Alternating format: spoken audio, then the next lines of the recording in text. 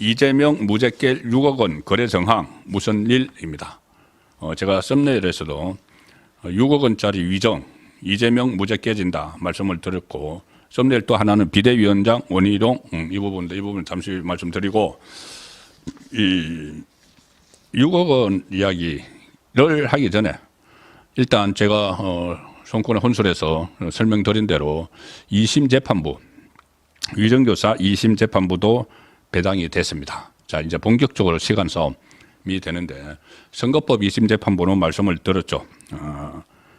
선거법은 1심에서 이재명이 유죄를 받아서 그것이 이제 확정이 되면은, 징역 1년 집행유예 2년에 확정이 되면은 이재명은 대선에 못 나옵니다.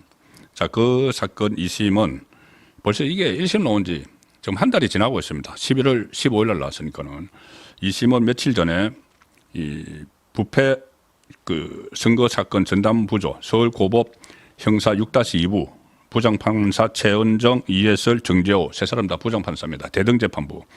여기서 이제 이 사건을 배당받아서 아마 지금, 그런데 이 사건에 대해서 지금 이재명이 이 재판 방해를 하고 있죠. 변호사도 선임도 하지 않고, 이 어떤 그 재판이 시작한다는 그 통지도 일부러 받지 않고 그러고 있는 상황인데, 이 상황에서 이재명이 무죄를 받았던, 좀 황당한 무죄를 받았던, 황당무계가 아니고 황당무죄죠. 황당무죄를 받은 이 위정교사 사건 재판부가 지금 오늘 또 배당이 됐습니다. 자, 이것은 무죄를 유죄로 뒤집느냐, 그것이 지금 핵심 관건인데, 잠시 후에 제가 6억 원과 관련된 이 정황이 있다는 말씀을 드리겠습니다. 일단 1심에서 무죄를 선고받은 이재명의 위정교사 혐의 사건 2심은 서울고법 부패사건 재판부가 심리를 하는데, 이것도 자동 배당에 의해서, 추첨에 의해서 위정교사 사건 항소심은 서울고법 형사 3부, 여기도 세 사람 다 부장판사입니다. 이창형, 남기정, 유재민, 대등재판부죠. 합의부, 그때 김동현이 위정교사 1심에서 그 황당 무죄 판결을 내린 그 판결은, 재판장은 부장판사고 나머지 배석판사는 그 부장판사의 회하에 있다고 봐야 되겠죠. 물론 계속 말씀드렸지만은, 그래도 지금의 배석판사들은 이 법적 경력, 변호사 경력들이 있는 사람들이기 때문에 허락하지는 않다고 하지만은, 어쨌든 결론적으로 김동현 부장판사의 뜻대로 돼버렸는데, 황당 무죄가 나왔는데, 이 고법 그 재판부는 세 사람 다 부장판사입니다. 그러니 누구 한 명이 봐준다고 해서 봐줄 수가 없는 구조가 되는 것이죠. 그것이 1심에서는 무죄로 받았지만 2심에서는 그 황당 무죄가 정상화될 수 있다는 이야기를 드리고 있는 겁니다. 서울고법 형사 3부 이재명의 위정교사 2심을 배당받은 형사 3부는 부패 전담부고, 최근에 이 민주당 돈봉투 살포 의혹 사건이 있었죠. 그 윤관석 돈봉투를 직접 만들고 뿌리고 했던 윤관석에게 1심에서 받은 징역 2년을 그대로 2심에서 이 재판부에서 확정을 했습니다. 그리고 또 하나, 세월호 특조위 활동을 방해했다. 이 상당히 오래된 사건인데, 이 혐의를 받는 그 박근혜 정부 시절에 이병기 전 대통령 비서실장, 현기환 전 정무수석을 비롯해서 박근혜 정부 당시 인사 전원에게 무죄를 선고하기도 했다. 그래서 제가 말씀드리는 것은, 그렇다고 해서 무슨 이 판사들이 보수 성향이다 이 말씀을 드리는 것이 아니고, 적어도 김동연이나 유창훈이나 이런 판사들처럼 특정 이재명에게 유리한 그런 판단을 할 가능성은 상당히 낮다는 것을 말씀드리기 위해서 이 돈봉투 사건의 유죄를 그대로 선고를 했다. 재판을 했던 그 사례를 말씀을 드렸습니다. 지금 이재명은 검사 사칭 사건 관련 허위사실 공표 혐의 재판에서 무죄를 받기 위해서 김진성 씨를 정인으로 내세워서 허위 정언을 요구한 혐의가 있는데, 그것을 김동연 부장판사가 황당하게 판결을 내렸죠. 뭐냐면은 위정은 교사를 한 건 맞는데, 위정을 해달라고 시킨 건 맞는데 고의성이 없었다. 고의성이 없었다.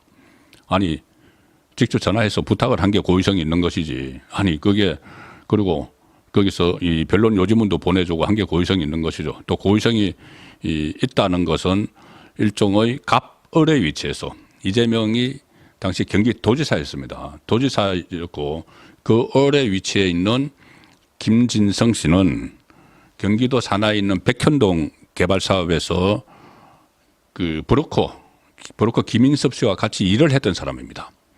일을 했던 사람인데 그때까지 김인섭 씨에게 같이 일을 해서 받을 돈이 있었는데 못 받고 있는 상황이었습니다. 자, 그러면은 이재명이 김인섭을 인섭이 형이라고 부르죠. 인섭이 형이라고 부르는데 그 사람에게 돈을 받아야 됩니다. 같은 브로커 일을 했는데 브로커의 대장은 김인섭이고 김진성 씨, 위정을 한 김진성 씨는 그 밑에서 일을 도와줬기 때문에 자기 몫을 받아야 되는 거죠. 못 받고 있을 텐데 그러면 김인섭과 같은 거의 뭐 내통한 걸로 백현동 사건에서 돼 있는 이재명이 부탁을 하는데 그걸 안 들어줄 수가 없죠. 안 들어주면 돈이 안 들어오는데 그게 6억 원입니다. 잠시 후에 다시 자세한 내용을 말씀드리고, 자, 그래서 고의성이 없었다.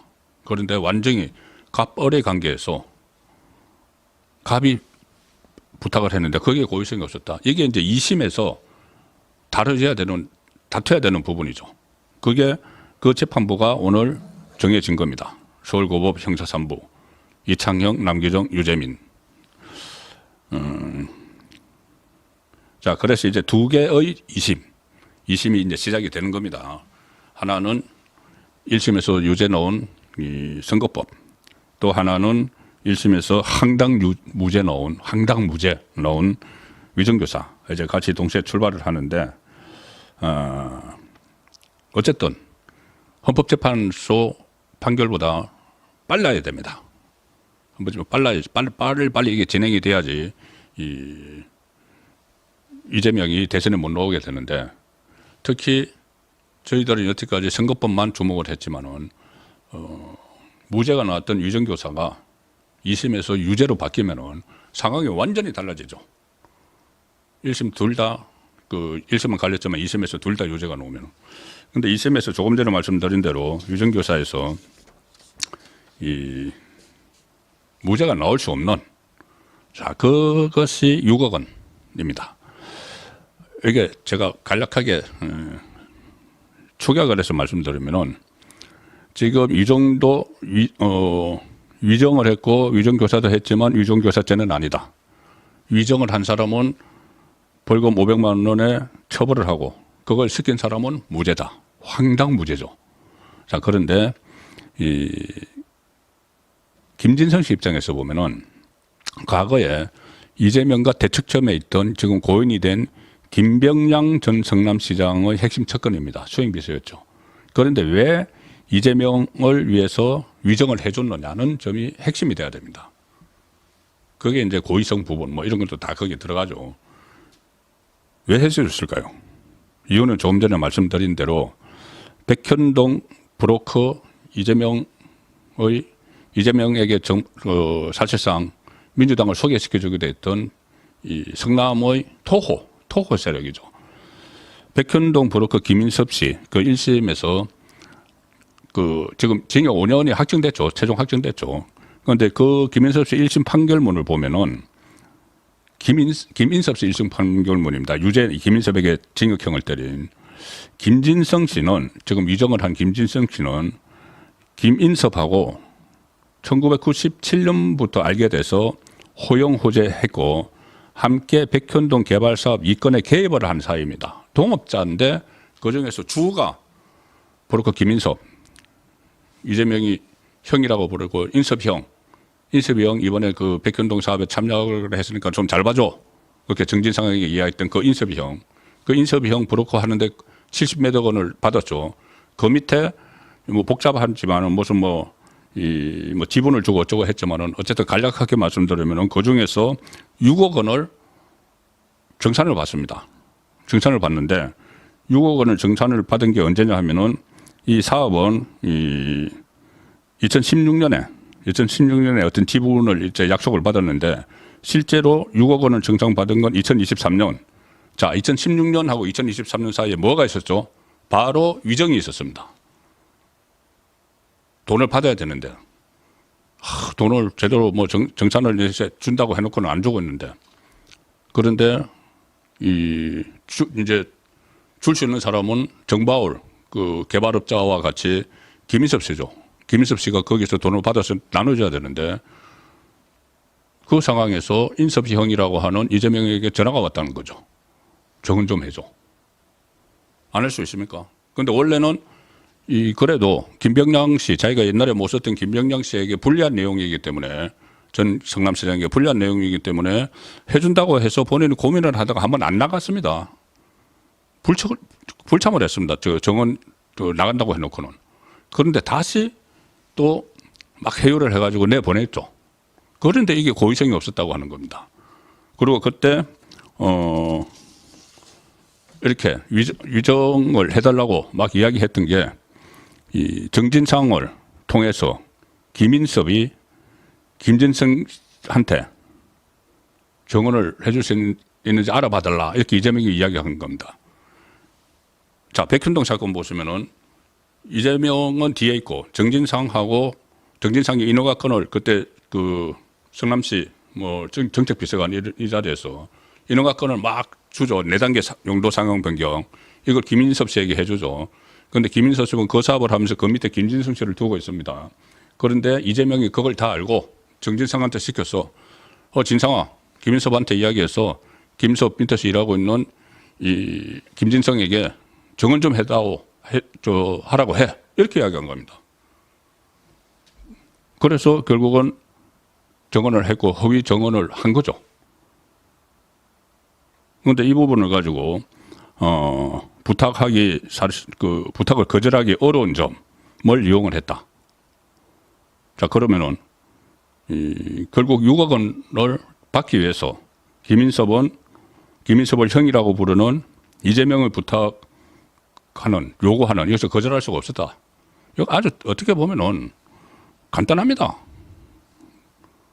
그리고 또 그 통화 내용, 위정을 교사를 하는 그 통화 내용에 보면은 제일 첫 마디가 뭐냐 하면은 이재명이 김진성 씨에게 통화를 하면서 제일 첫 마디가 요새도 인섭이 형 자주 만나나요? 이겁니다. 자, 김인섭을 끼워 넣는 거죠, 일부러. 당신 김인섭에게 돈 받아야 될 거 아니야. 그거 끼워 넣는 겁니다. 그래서 이것은 2심에서 이것이 이제 다툴 핵심적인 요인이죠.